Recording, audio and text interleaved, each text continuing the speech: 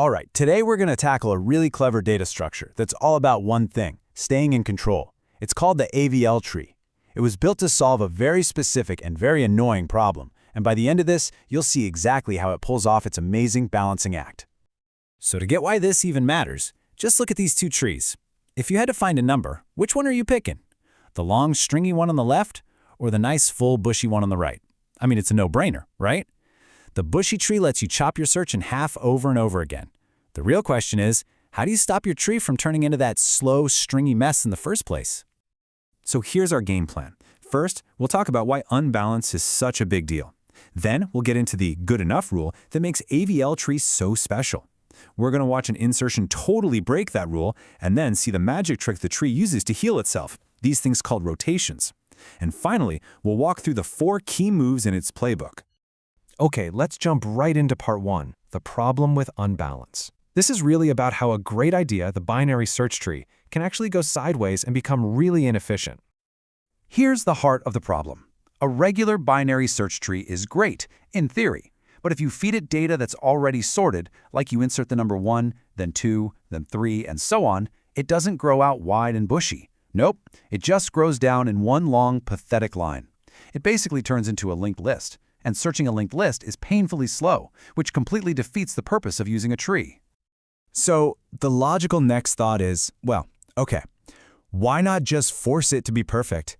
After every single change, every insertion, every deletion, we could just rebuild the entire tree to be perfectly balanced. Problem solved, right? Yeah, well, here's the catch. Perfection is expensive, really expensive. Constantly rebuilding the entire tree is so slow, it would completely cancel out the benefits of having a fast search. You'd spend all your time just tidying up. So the perfect solution is actually a terrible one in practice. We need a compromise. And that compromise brings us to the hero of our story today. This is where 2 computer scientists, Adelson-Velsky and Landis, came up with a brilliant idea. A tree that isn't perfectly balanced, but is always good enough. And this, of course, is the AVL tree. The absolute genius of the AVL tree comes down to this one single elegant rule. It's called the AVL property. For any node in the tree, you just look at its left branch and its right branch. The height of those 2 branches can differ by 1, and that's okay. But no more than 1. That's the entire secret sauce. It doesn't have to be perfect, just close.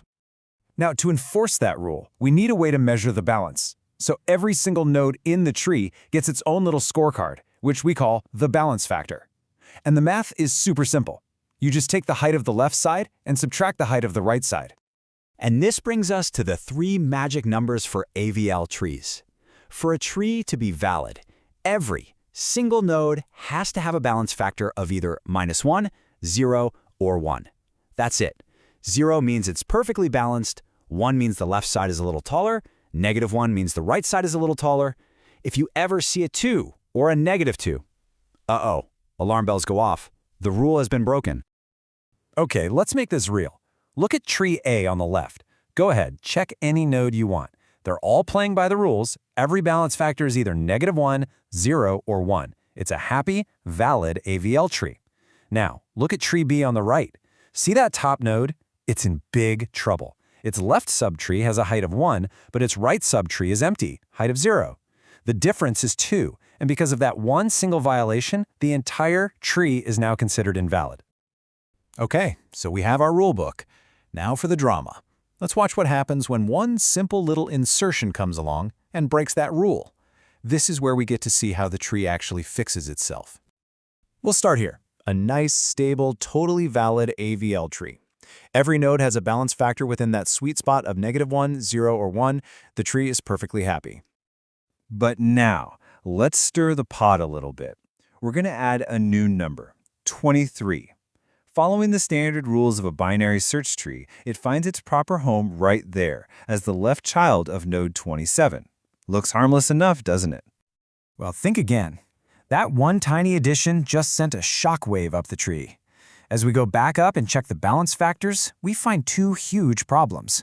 First, node 17 is now way too right-heavy, with a balance factor of -2. And even worse, the main root node, 36, is now leaning way too far to the left, with a balance factor of 2. Our beautiful tree is broken. So what now? Does the tree just fall apart? No way. This is where the magic happens. The AVL tree has a superpower. It can perform a set of moves called rotations to literally rearrange itself and restore its own balance. And this isn't random chaos, by the way. The tree has a very specific playbook. There are 4 situations it knows how to handle.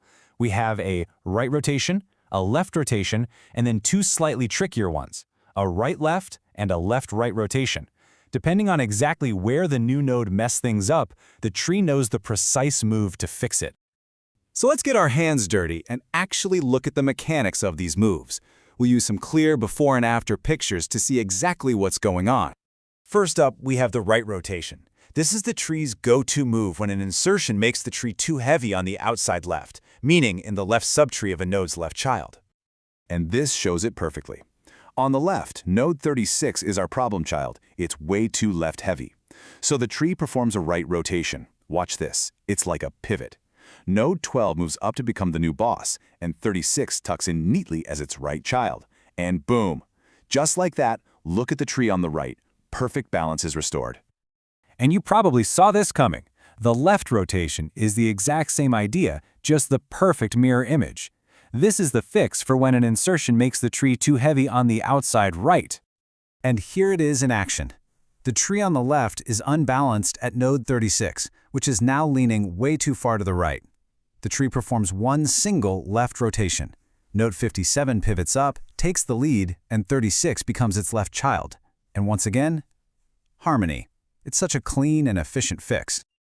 Now, those first 2 cases are for outside problems.